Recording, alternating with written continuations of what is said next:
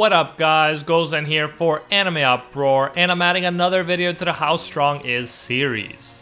I thought it was a good time to finally cover Zeldris because of the new Demon King power-up his body has undergone recently in the manga. If you have someone else you'd like to see this type of video done for, let your boy know in the comments. For more 7 Deadly Sins, make sure to like and subscribe to AnimeUproar. You can always get even more 7 Deadly Sins content and crucial updates by following us on Instagram at AnimeUproar. Keep in mind, there will be manga spoilers in this video, so you Netflix only fans, make sure to proceed with caution. What I do in these videos is go over the character's notable achievements in terms of strength, and use all of the evidence available to determine how strong the character is currently. So let's start at the beginning. The 10 Commandments are immediately hyped up as being ridiculously strong. As Hawk points out, Meliodas is scared stiff when he senses that they are awake. He is trembling and sweating. Then we jump directly to a full page of Zeldris, suggesting that he is the one that caused Meliodas' scared reaction more than anyone else. He is also the one giving orders to the other commandments and leading them. So from the beginning, he is positioned by the 7 Deadly Sins creator Nakaba as the strongest of the ridiculously strong.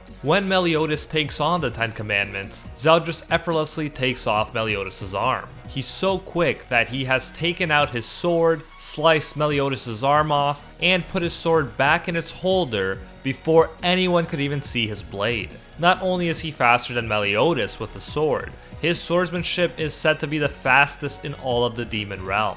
Zeldris doesn't need to go all out at this point because Estarossa takes out Meliodas, so we don't get to see more of Zeldris' power during this battle. 3,000 years ago, we find out that Zeldris effortlessly overpowered Droll, the king of giants, someone who was a giant among giants and always strived to be the strongest. Later, it seems like Zeldris, Meliodas, Cusack, and Chandler might have their work cut out for them when Arthur unlocks some of Excalibur's power. But Cusack lets him know that his attacks didn't actually do squat. As Cusack says, the 4 of them, including Zeldris, are the highest order of demon, and even the combined power of the strongest humans, excluding High Noon Escanor, can't do anything to them, except maybe give them a nice mustache trim. Between Zeldris' battles, we are told that as the brother of Meliodas and the son of the Demon King, he is the only other one besides Meliodas who could handle the power of the 10 Commandments. Back in chapter 260, Monspeed tells Estarossa that it's one thing for Meliodas and Zeldris, but if Estarossa tries to take in any more commandments, they'll surely destroy him. It's not only like that for Estarossa though, it's like that for most beings except, as Monspeed mentioned, for Meliodas and Zeldris. Thus, Zeldris eventually absorbing the Demon King's powers was foreshadowed long ago. His strength was well above the other demons in the demon world, and even comparable to Meliodas's, as Monspeed implies. It isn't until the new Holy War arc that we really get to see Zeldris flex. In chapter 287, we get to see his original power, Ominous Nebula. I put this ability in my top 10 overpowered abilities in the 7 Deadly Sins video because of how crazy strong it is. Merlin explains how it works. Through an extreme ultimate state of concentration, Zeldris accelerates the darkness within his own body and spirals it around him, creating a vortex that pulls in all living things around him with a terrifying force. Any and everything that enters that area will be shredded to ribbons, with such blinding speed that even the absolute spinal reflexes of a living organism could not dodge them in time. Ludoshell at this point has a power level of 201,000, and the Grace Flash, which is known for its speed, and yet he is powerless before Zeldris' attack. He suggests that the attack is so fast, it doesn't just equal divine territory, it surpasses it.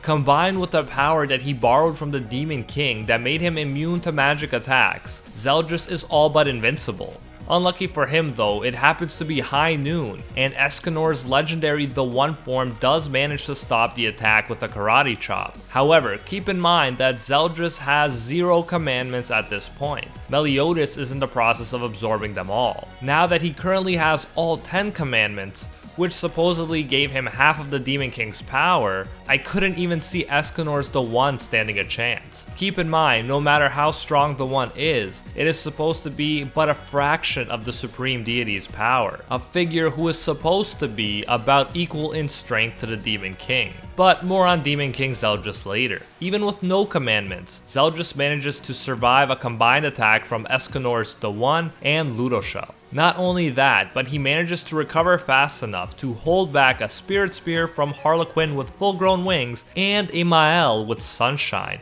who is at this point stronger than Escanor's the One. This version of Mael not only took care of the original demon in a single attack, he also managed to stop Ominous Nebula by simply getting close to the attack. His closeness alone melted Zeldris' sword that Zeldris had used to block Escanor's karate chop. Zeldris does not defeat them, but he does get some good hits on Mael, and he manages to do what he wanted to do. He manages to fight them long enough for Meliodas to come out of the cocoon. Of course, it turns out that it's not really Meliodas that's in control of his body, but the Demon King that is using Meliodas' body as a vessel. After taking a beating from Escanor's the One, Ludoshel, King with full-grown wings, and Mael with Sunshine, Zeldris should be out for the rest of the fight. But no, he even has enough energy to stop 2 of Demon King Meliodas' deadly attacks. The combined efforts of Mael with Sunshine, Ludoshel, and King with full-grown wings were not enough to stop the grieving Sage attack, but Zeldris did it, even though he took more damage than all of them up to that point. Then, the Demon King takes back Zeldris' immunity to magic attacks, and gives him one of the most serious injuries we've seen so far in the manga.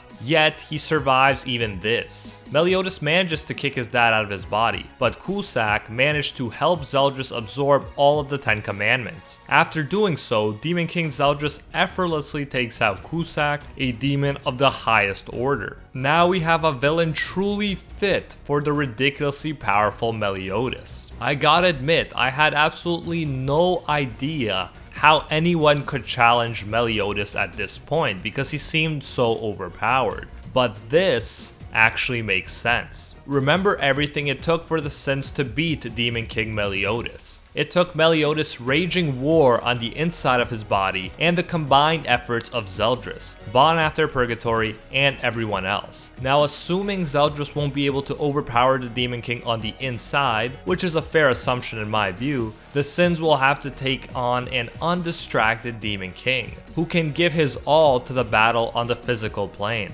Zeldris was OP enough with a combo of Ominous Nebula and Magic Resistance, but with all 10 commandments in him and the experienced Demon King controlling his body, we will see a completely different level of strength. As mentioned before, Zeldris was comparable to Meliodas. Both brothers were strong enough already to be able to handle the 10 commandments without their bodies self-destructing. Meliodas felt like he needed to absorb the 10 commandments to equal his father's strength and break his curse, which we were told required equal or greater strength. After he lost the 10 commandments, Meliodas thought that his own awakened power would be enough to destroy the curse. However, the curse came back, suggesting that currently, with his awakened power, his power is not equal to the Demon King's. If you recall, the Demon King had split his power more than once. First, he gave part of it to the original demon. Then, he split it again to create the 10 commandments. He was also letting Zeldris borrow some power for a long time. Now that both Cusack and Chandler are dead, meaning the power he lent to the original demon could come back to him, and the 10 commandments are all inside Zeldris, it seems that all of the power he ever split in the past could be concentrated in Zeldris' body. If he proceeds to somehow transfer over his purgatory self that has been absorbing power in purgatory for the equivalent of over 1.5 billion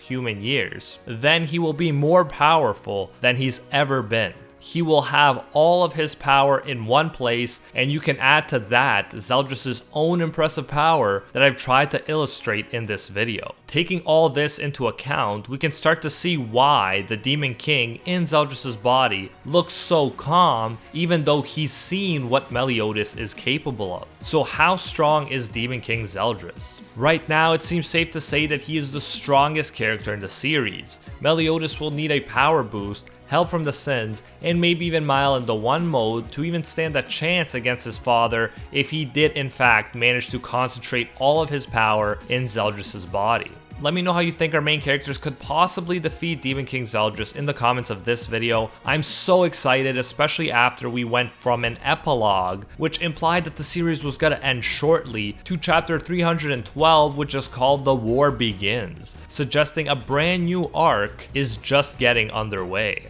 I cannot be more thankful and hyped about this. And that's it for today's video. Thank you so much for watching. If you liked the video, make sure to smash that like button to let me know. If you haven't, be sure to subscribe for more 7 Deadly Sins videos. We have a brand new war beginning, which like I said, I'm psyched about, and the next anime season is also coming in the fall, so you can expect a lot more 7 Deadly Sins content coming your way. You can get the latest 7 Deadly Sins updates and more content on our Instagram at AnimeUproar. A huge thank you goes out to all of our patrons who help make all of these videos possible, especially to our pro tier patrons, Chubbs, and the one and only Gilgamesh, and the 1 tier patrons, the ones who stand atop all clans, Ahmad, Ingrata, Alolan Atem, James, Matty Mac, Ace, and our first ever acknowledged 1 tier patron, the one acknowledged by Lord Twigo, Senpai Sama himself,